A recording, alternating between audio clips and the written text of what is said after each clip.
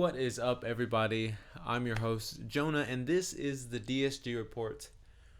We had probably the most disappointing weekend of the entire split in our match against Team Liquid Alienware just this past, I think it was Friday. Yes, it was Friday because we had a super week. I will be talking about all the games, what happened, what do we think about these games, what can we take out of them? Is there any positive? All these sorts of things for the first part of the show. And then probably in the last quarter to third of the show, I'll be talking about everything related to the LCS as a whole, my predictions for the rest of the split. It's just a few more matches this weekend. But also my thoughts on everything that happened across this winter split, across Western League, and just what there is to look forward to for these upcoming splits. So this has been a wonderful split for me as hosting this show for the first time. So I'm very excited to see what comes in the future. But yeah, this is the DSG Report. I'm Jonah. Let's get straight into it. All right. So we had 3 games this week against Team Liquid, and we lost all 3. I predicted that we would go 3-2 in a victory over Team Liquid. We didn't win a single game, and Team Liquid ended up winning all 3 in what felt like really frustrating fashion for us. I'll say my immediate reaction during the series, plus right after the series, was I thought we played terrible. I thought we got stomped. I was so frustrated. It just felt bad overall. It was just really rough overall. But I re-reviewed the games, and honestly, there's some takeaways that I think are different than I would have had than what my initial feelings were. So let's get straight into it. So in game one, I've got some notes here about every game that we went through. Game one, I think last week we talked about how there were bad drafts. I thought this was a really good DSG draft. We had a solid top. I think it was Scion, or it was some sort of tanky top. I'm pretty sure it was Scion. We had active jungle. We had active mid. We had a good team, or like a good bot lane that gave our bot lane a chance to be strong in lane while also having the opportunity to be effective later on. So overall, and we had Lions on a champ that I think he's actually pretty solid on. I think he can pilot the Nami pretty well. I also just think that champion is really strong. All enchanters seem really strong right now, so I thought it was good. So overall, I thought that we entered the game with a strong comp. I didn't think that was the issue by any means. I think that everybody was on strong picks. And I think overall, we were just on... We did the things that we did in the regular season, I think. To start the game, we fought for Scuttle, and like on that second Scuttle, everybody talks about second Scuttle right now. We fought for that Scuttle, and even though we didn't get the Scuttle, we actually traded 1 for 1, which ended up being perfectly fine anyway. Kryra didn't get the Scuttle, he didn't get the level 6, but we didn't get beat out or lose the game on that Scuttle by any means.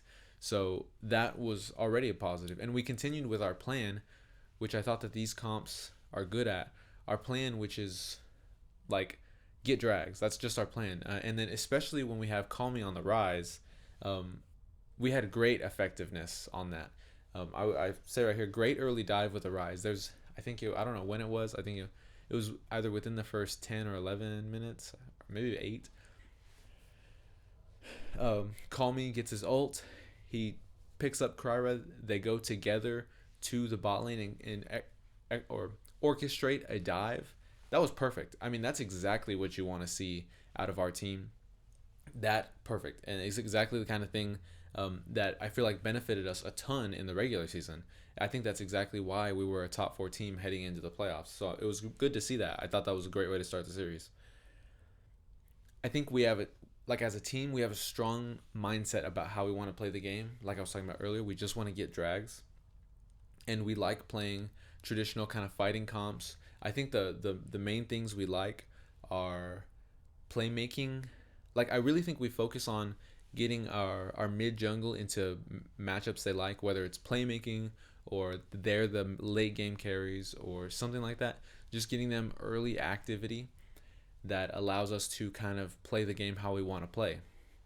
So I thought we did a great job with that to start the game.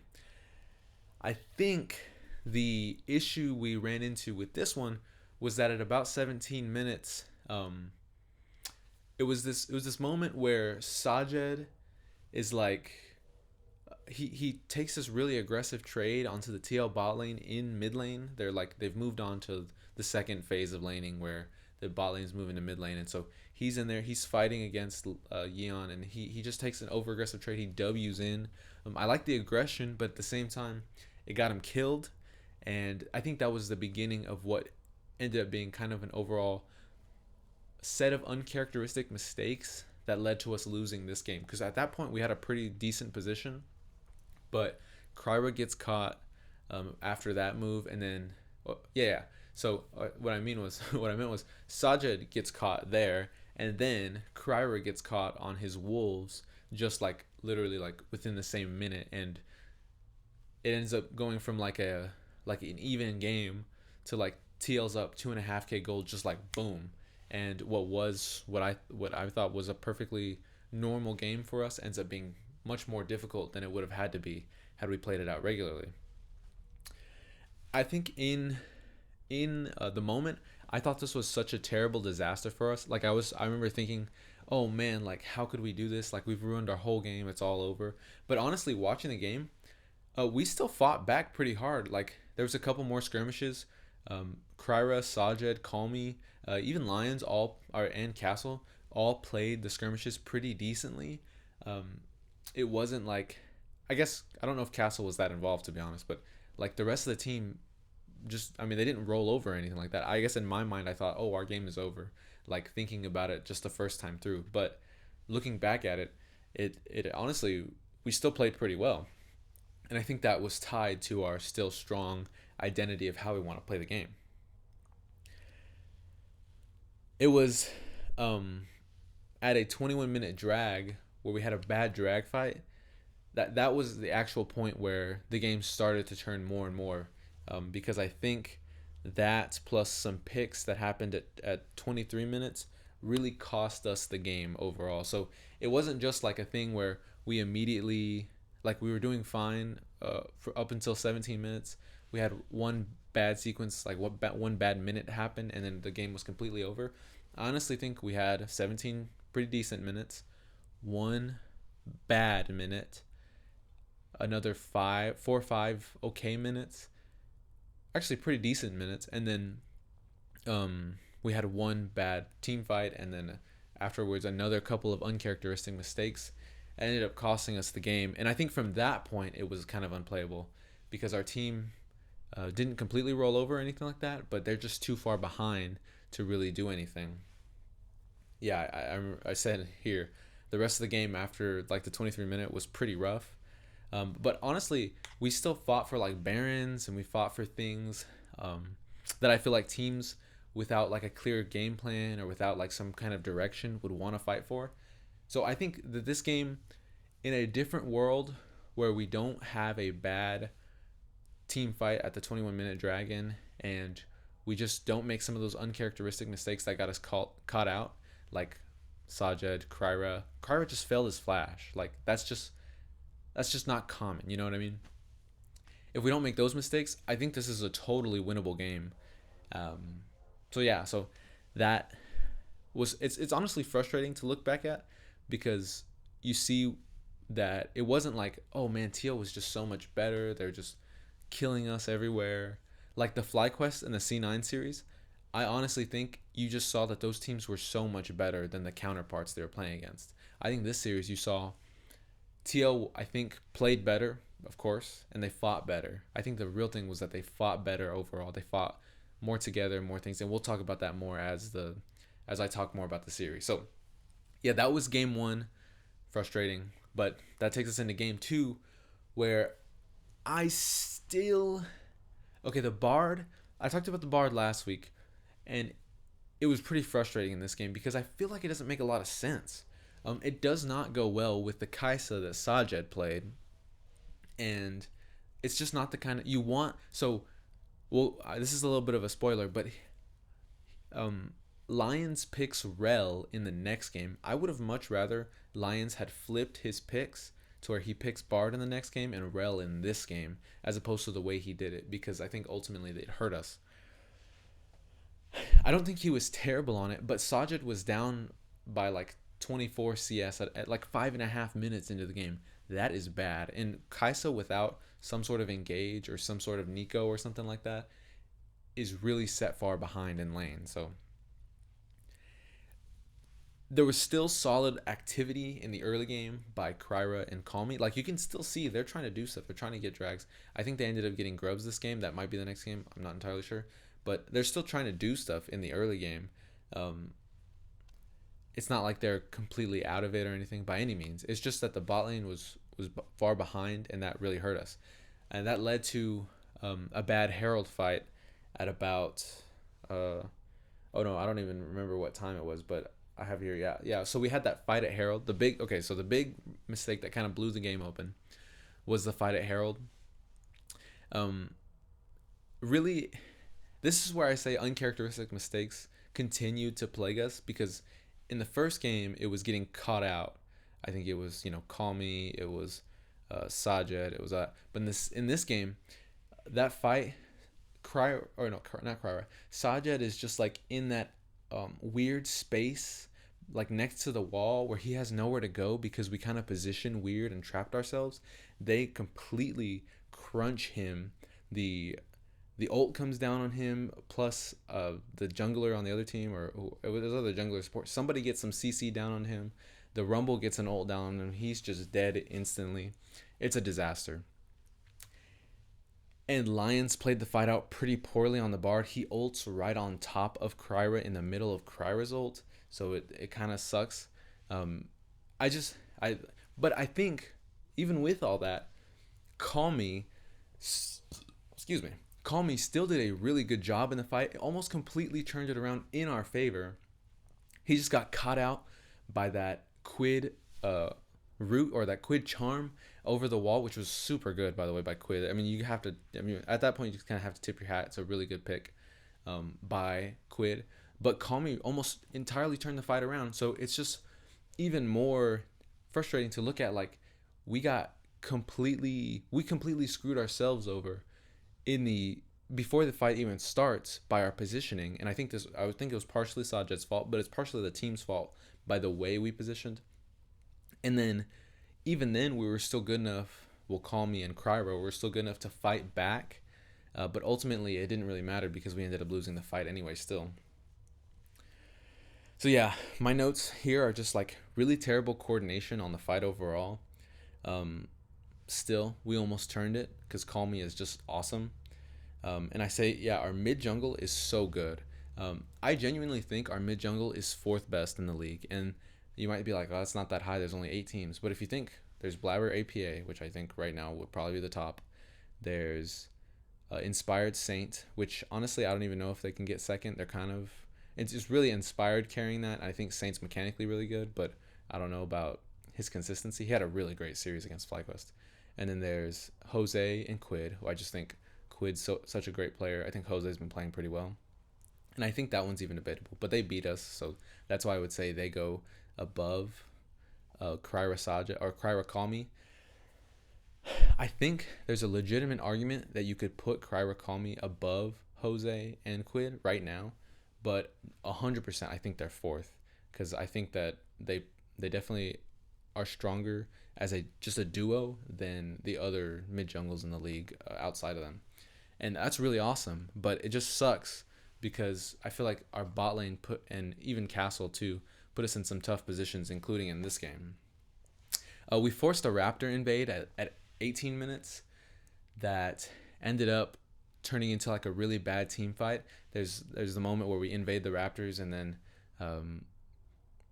Call Me gets a really bad Aurora ult. It's like he had some uncharacteristic mistakes across the series as well, and this was probably the worst one.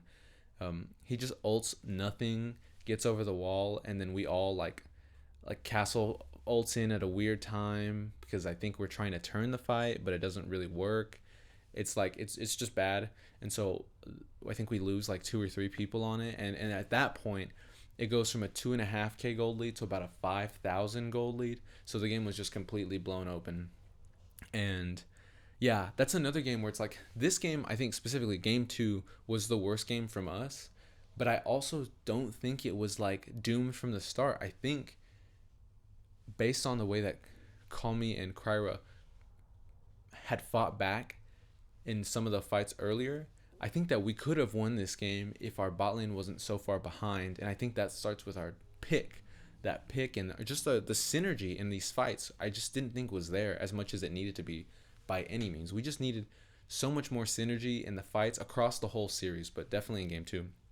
So again, another note I have here is just something I like about us is we'd rather look for a massive play to kind of try to swing the game back in our favor as opposed to just rolling over and dying. Because I think a lot of teams, especially young teams, uncoordinated teams, are just like, oh, we don't know what to do. We'd rather just kind of like, oh, will they make a mistake? But I think we try to go for a pick. Like basically the game ending play is we try to go for a pick on them. It doesn't work. It would have been a good pick, something to get, but they just completely read it and then collapse on us and we all die and then the game's over. And honestly, I'd rather us lose like that than waiting to just have our Nexus explode. I think we're the type of team where if you could FF, we would probably FF at 15. It'd just be like, yeah, send it, we're done. Or we'd be like, hey, everybody group mid, let's fight and see if y'all can beat us. And then if y'all do, y'all win. Like, that is the kind of thing I think that we might have the potential to be. That's the kind of mindset I think we have, which honestly I like. I would rather us be like that than be the kind of team who just rolls over and dies and doesn't try to do anything else. And I think that comes from Kryra and Calmy being such strong players and having such a strong idea of how they want to play the game. And yeah, credit to Ido too, because he's the one that kind of creates that culture in our team. So yeah, so that was game 2. Definitely the worst game of the series, but even this game was not completely like, I think the games don't show that we were outmatched. I think they just show that we made too many mistakes. I think there were maybe some playoff nerves, maybe some difficulty communicating, maybe just some uncharacteristic mistakes, is what I keep saying, that marked the series. And that's the reason we ended up losing 3-0, as opposed to I think we could have won 2 of these games for sure, even with some of the mistakes that happened. But yeah, so that all leads us to game 3. And this game was even crazier in my mind because I watch a lot of the Double Lift quadcast with him and Sneaky and Medios and now. I just enjoy it. I think it's funny. They're stupid. Like they talk about a lot of stupid things, and it's great content while things aren't happening. So in game 3, the thing that they mentioned a ton, Double Lift specifically, was so on top of it, was that Revolution is a terrible bot lane duo, especially against Aphelios Lulu. I honestly never really thought of Aphelios or Lulu as strong early game champs. Maybe Lulu a little bit, and maybe like, level 1 Aphelios, but definitely not past that. And it showed up big time. Let me look at this stat. My notes are saying it's no synergy. It's super weak in lane, and it completely threw the game from the start. I was just wondering. We can kind of. I think we'll talk about this now. I'm wondering if Lion's champ pool is like restrained or something, because it doesn't seem like his picks make a lot of sense with what our team wants to do. Later on, he makes some good plays in this game, which I'll talk about, like in game 3, but just it set us so far behind in early game because we were literally by 11 minutes, our bot lane was down 30 CS. That's bad. Over 1,000 gold. That's bad. And had been dove in 3 times while causing Kryra to die on one of those dives as well. So overall, it led to a 3.5k gold lead, approximately 3.5k gold lead for Team Liquid. And Jose, who was on Pantheon, had 4 kills. So like that bot lane choice, that support choice, was completely int for lane. The laning phase, meant our bot lane got stomped. And Yeon and Core JJ are a really good bot lane. So I don't know why we thought, hey, let's pick this weak lane against them. Because they completely abused it. And I guess you could say, because later on in this game, we kind of get back into it with team fights, but just overall, the pick itself was super weird. And I just want to see our bot lane improve. I think right now the thing holding us back is this lane. Like the lane phase from our bot lane is rough. And I think that's the thing that's holding us back right now from being a contender team. Because I think Kryra and Calmy throughout the entire game are more than quality enough to be a wonderful mid jungle that competes against the best. So yeah, even despite all this, we played the first dragon fight well. Uh, uh, excuse me. Rel actually got a pretty good engage. I know I'm hating on Lions, but he looked pretty good on the Rel after 12 minutes. Yeah, he gets a pretty good engage. Kryra gets a slam down, gets a kill. Unfortunately, I think we had 4 kills from this fight. I think it was from this fight. But Rel got a shutdown and another kill, so he ends up getting a lot of the gold. If that gold had gone to Kryra or any of the carries, it would have been so much better. But it was just unfortunate. That one you can't really like be super mad at. But overall, the fight was good. Like I think Kryra looked really solid on the Aatrox. Yeah, I have that right here. Kryra looked super solid on Aatrox, and maybe he should play more carry junglers. I think the meta right now is a lot of engage activity junglers, just stuff that can be useful in like early skirmishing, stuff like that. But the Aatrox is something that I've seen people in LEC use, and even beyond that, stuff like Ambessa, stuff like Zahen. I think those could be really interesting for Kryra because he looks like he can pilot it super well. And he made one mistake this game, which we'll talk about later. But overall, he was super solid. So, yeah, there's that.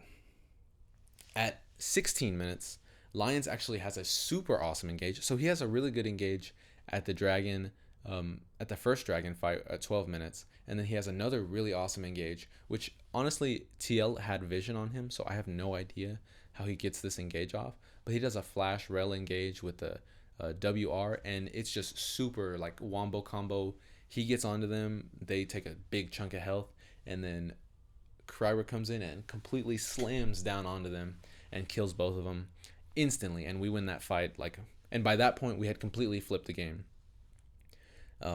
I think I'm thinking about if the bot lane we picked, if the ADC we picked was better with Rel, and our bot lane just wasn't so far behind, maybe this game would have been so different. Because honestly, based on the way that Lions played with the Rahel in the mid team fight, like the mid game team fights, I think we could have had a lead, like a big lead by that point if we hadn't been so far set behind in the early game.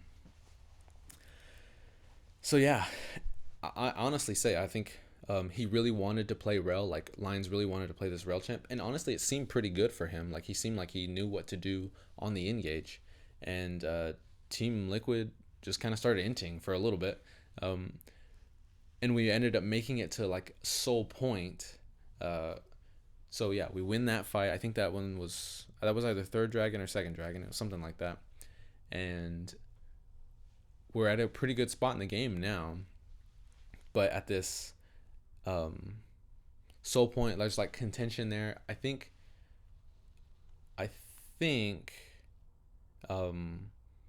yes, okay, sorry.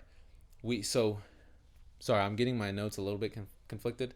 We ended up making it to Soul Point after these fights, and then at about 22 minutes, or just before 22 minutes, yes, Sajed ends up getting caught, and this is just his fault. He's on mid wave, and he just gets run down by the other team, and this ends up giving them the opportunity to position for Baron, and they ended up not taking the Baron, but they get a good fight out of positioning for the Baron. And I think, again, this fight was just disconnected. It honestly didn't look like we should just auto lose this one. I think it was Kryra. This is the only fight that I was saying earlier that I think Kryra kind of trolled a little bit. he goes in a little too early. They all jump on him. He dies. But I also think that Lions had the opportunity to jump in and help him. He just did it a little bit too late. And so that's what I mean when I just say we looked a little bit disconnected. And even in this game where I thought we fought better, and the players looked a little bit more comfortable on their, like, in terms of like what they wanted to do in a team fight, we still had a moment where we were just disconnected, which led to a big gold swing for Team Liquid. So I think that follows the overall, like, difficulty for the series. I think that if I could just say one thing, it would be across all the games, if we could have just fought more connected, you know, I think we would have won the series, to be completely honest. I know that might be like, oh, you're just saying that because you're a Disguise fan, or, oh, you know, you can say that hindsight 2020, all that kind of stuff. Of course it is. But I think that ultimately, from what I saw, we weren't like outpaced.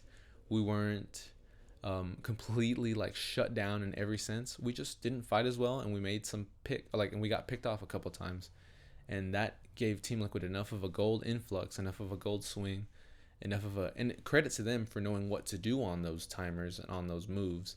But I don't think it was like, I think we'll talk about the FlyQuest versus Lion series a little bit. I think that series was truly one-sided.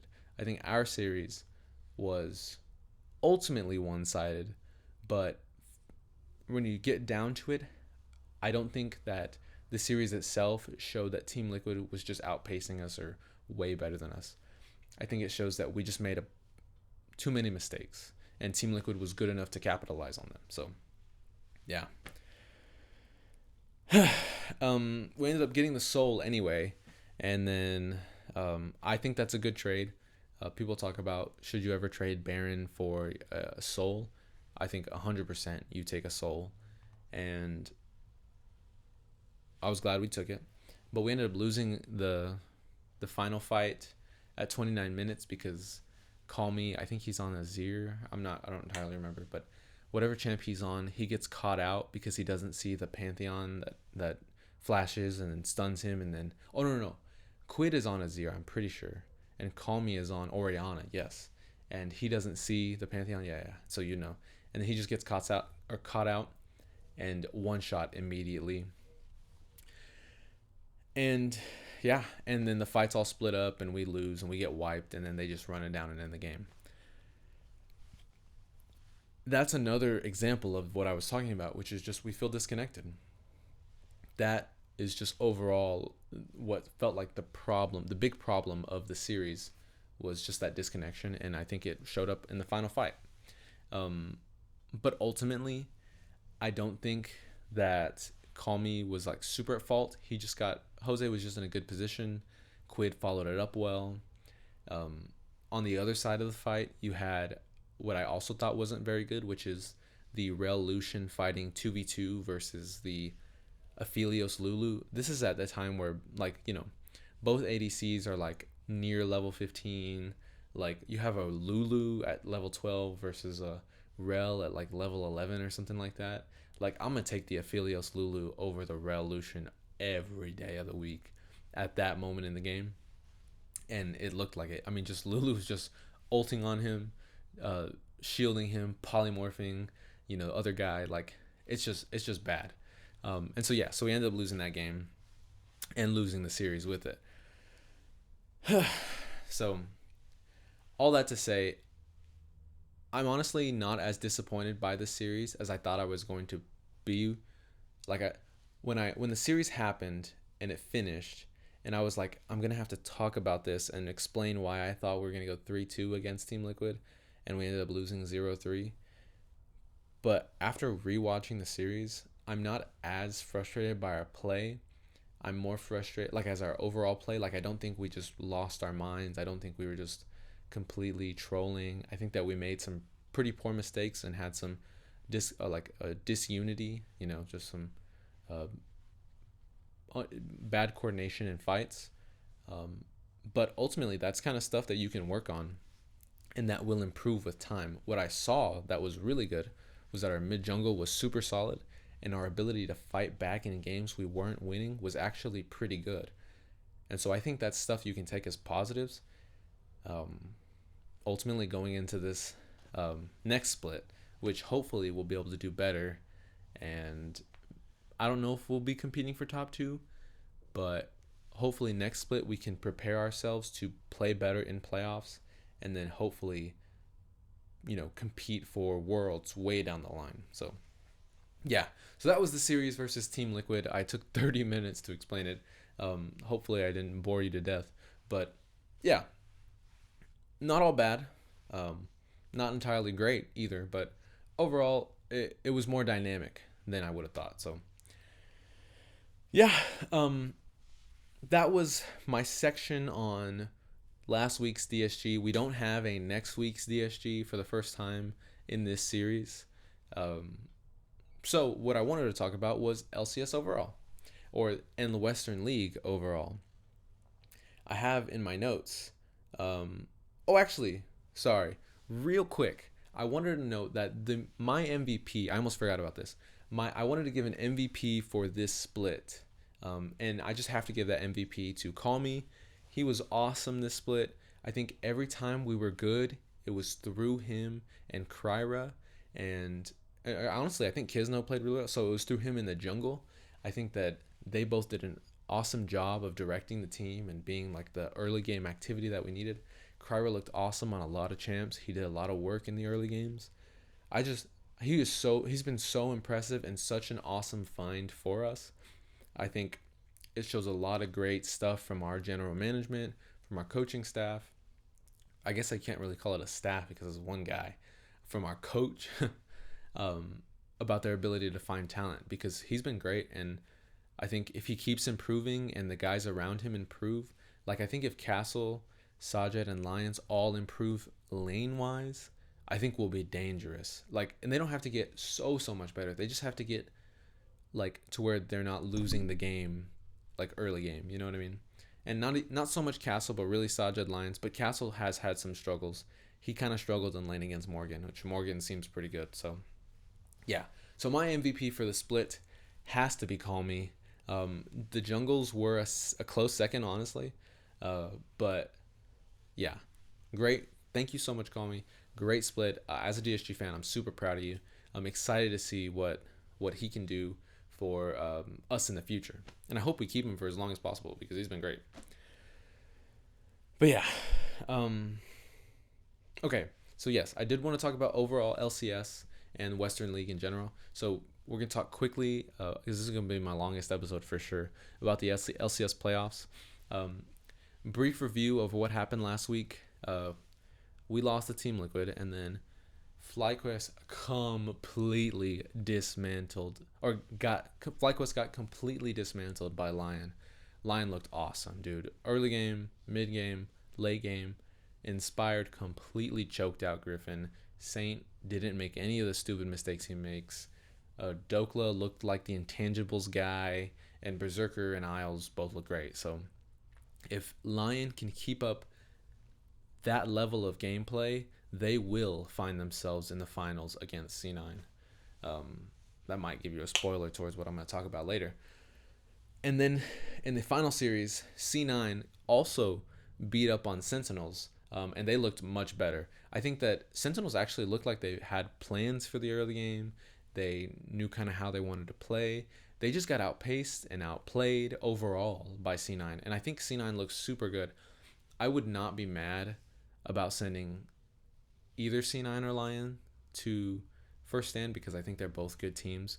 But I think the C9 team, the way they look right now, I'm just so like, wow. Like if they can just do this on the international stage, I think it could be really, really, really good. So yeah, because Sentinels did not look like a pushover team, and C9 rolled them, just completely rolled them. So yeah, that was what happened this last week. It'll be interesting to see how it plays out for the rest of the playoffs. The funny thing is, despite the fact that Sentinels are the second seed and are for sure going to Brazil, they are by far, in everybody's mind from what I've seen, the fourth team. Like, they are not, amongst the four teams remaining, they are four. Pretty solidly. Like, it's one and then a small, I guess one and then either a big or small gap depending on who you talk to. And then, so C9 is one, and then the small, big gap. Lion, TL are right there, and then a small big gap, and then and then a big gap and Sentinels, and that's what it seems like. So I wanted to give quick predictions for the remaining games. I know I gave my predictions or what my predictions would have been last week, but I want to just it's you see things how they are and just give predictions week by week based on what has happened and what I've seen and what I actually think are the current levels of this team or these teams. I would say I think Lion should beat Team Liquid this week. I think Team Liquid still has the potential to be the best team in the league, just the level of their players. But I still don't think Quid has hit his peak again. I don't think Yeon has quite hit his peak again. I think Jose actually looks really solid, but I just don't think the rest of the guys are quite at their best yet, which isn't like they're never going to get there. I think it's impossible. It's just like they're not there yet. And whenever that happens, it'll be dangerous. But as of right now, I haven't seen it. So I don't think TL will beat Lion. But either one of these teams, if they play better, I think Lion just in their most recent series showed what you want to see in terms of I think they reached that level of team cohesion that I think they need to compete to win the title versus Team Liquid, which I think was good at capitalizing on mistakes made by the other team and largely did the same things that they do, which is play really well in the early game. So we'll see. If Team Liquid wins this next series, I think they're going to make the finals for sure. If Lion wins the series, I think they're going to make the finals for sure. But I'm predicting Lion to win 3-1 over Team Liquid on Friday. And that leads us into the next game, which would be Lion versus Sentinels. I think it's just going to be a 3-1 for Lion as well. I think Sentinels has a lot of good pieces. I think Huhi has actually been super awesome this split. I think Impact has been much better than he was last year.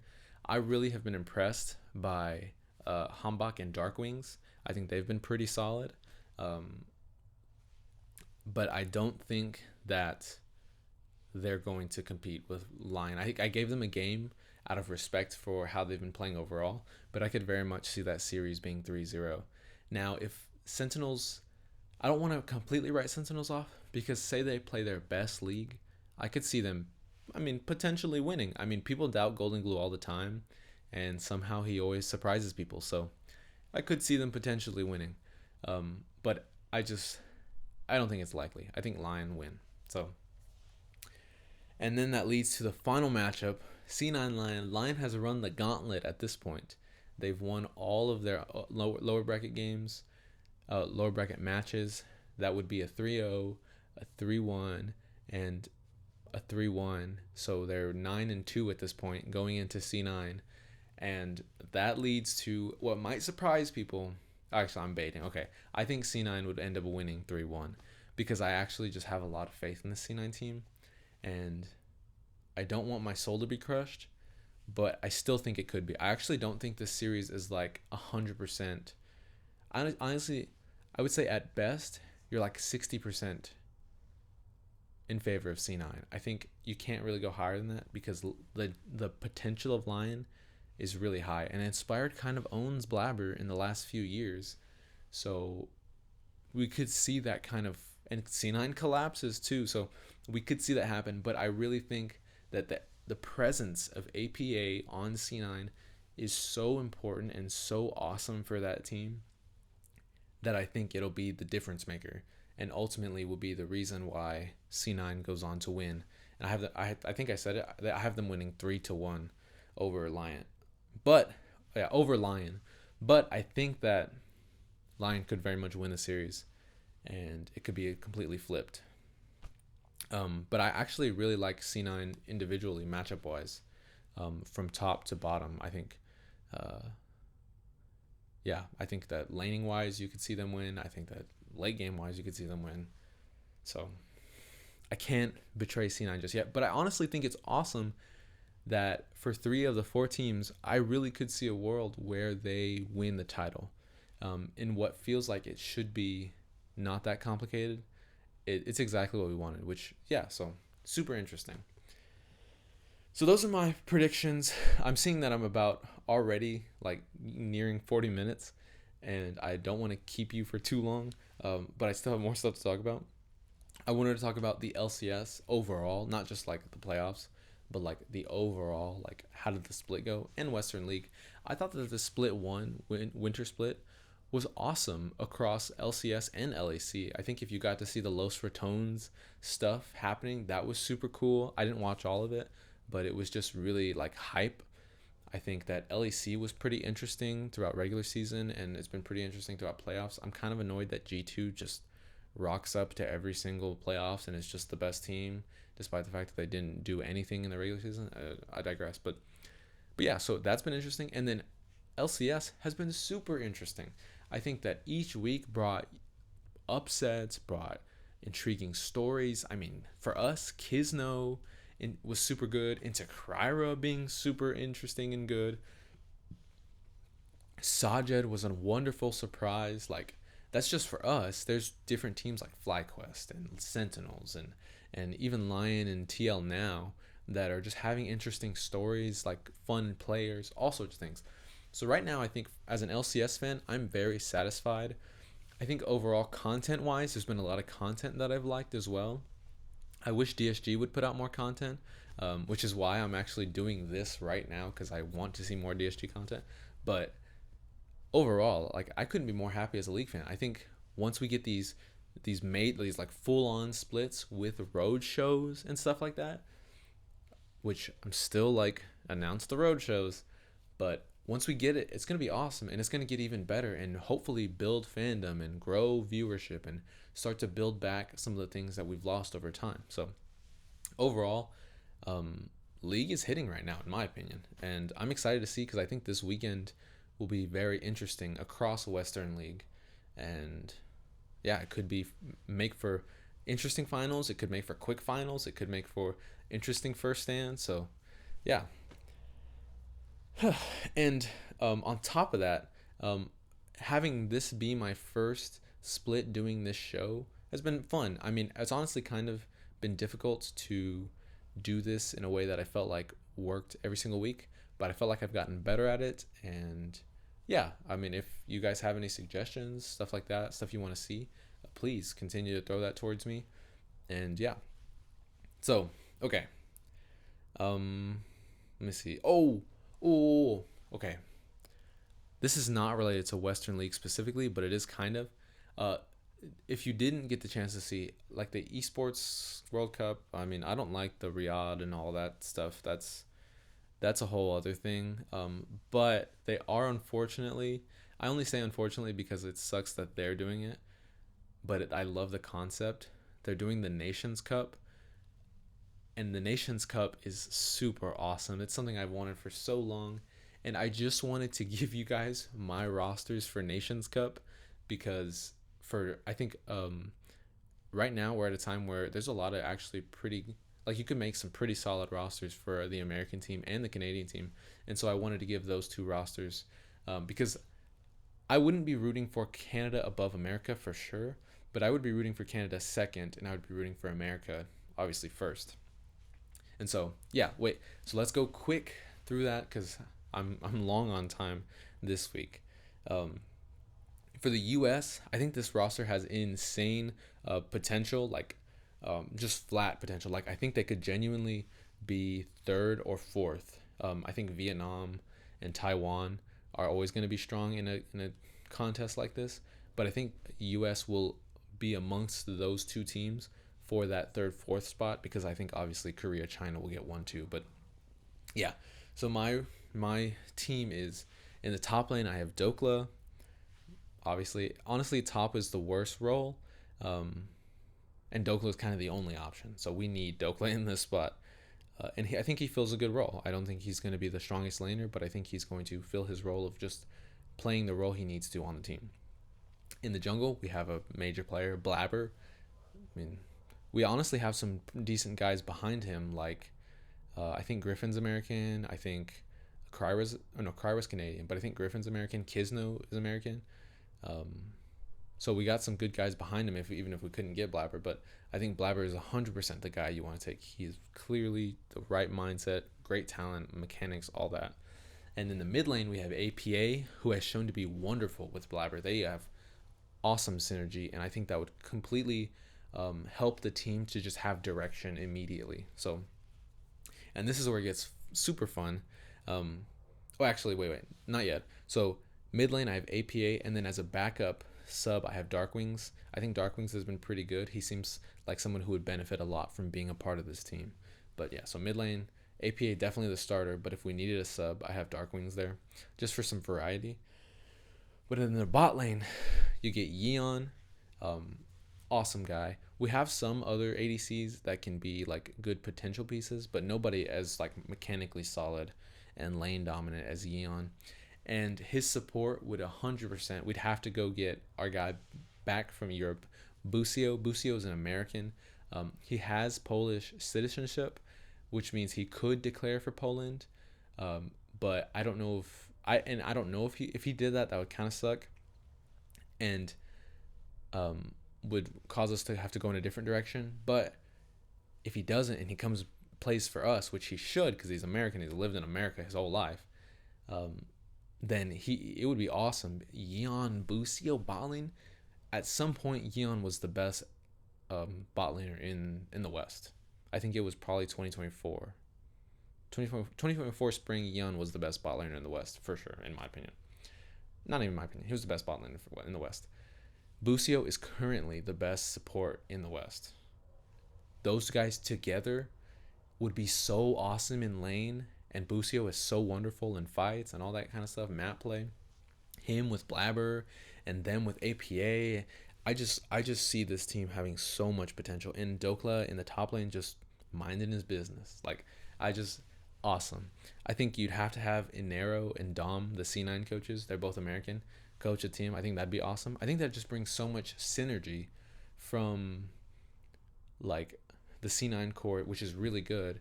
And yeah, so it'd be great. I think that team has some great potential. And for Canada, I think this is also actually a pretty high potential team. I think it starts like the floor is lower, but the ceiling is honestly probably similarly as high because you have, I'm actually going to start this from the support spot. Vulcan, solid guy, would be a great leader for a team like this.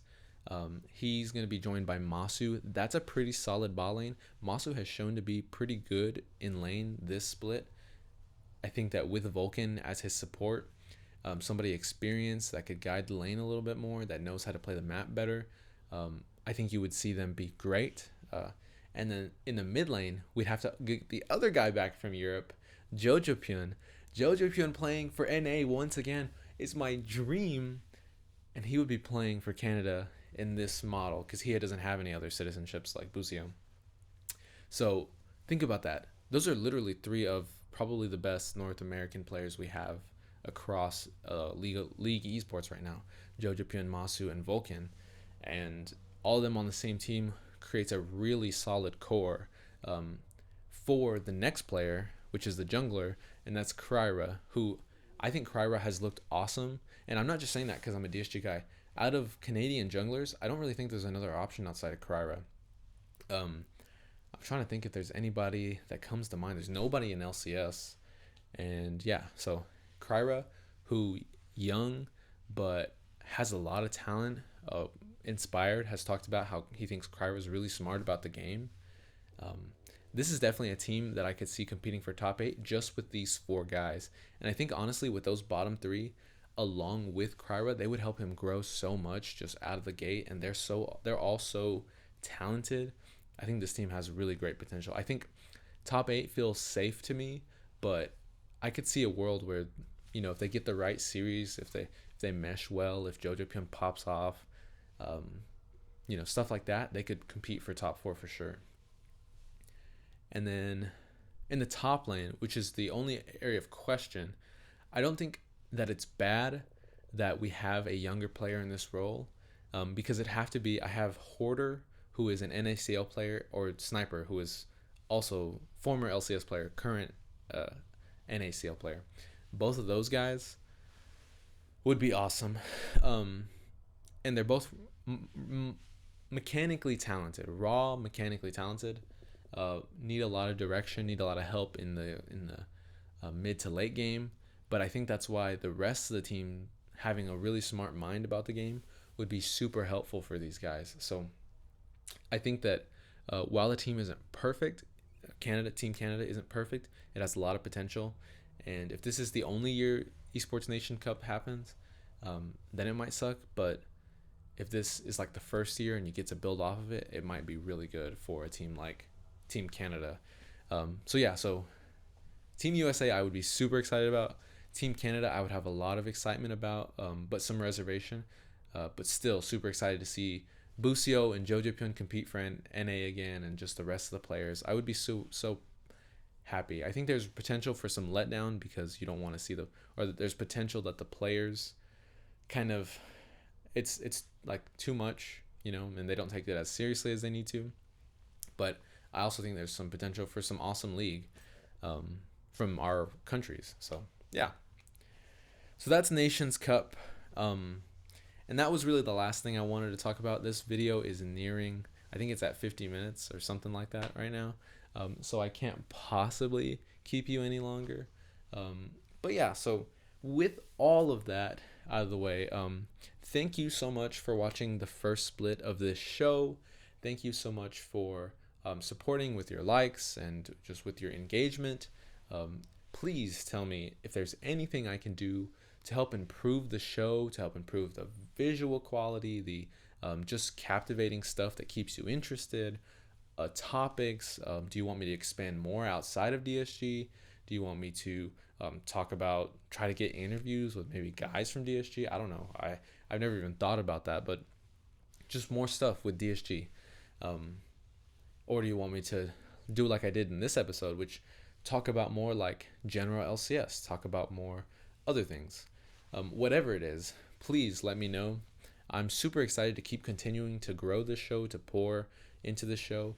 I don't know right now whether or not I'll do anything related to First Stand, specifically for DSG Report.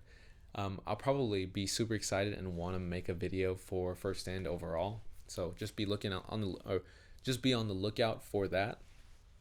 But yeah, so thank you so much for watching this first split of DSG Report. I'm Jonah, as always. Excuse me. Thank you, and yeah, I'll see you next time.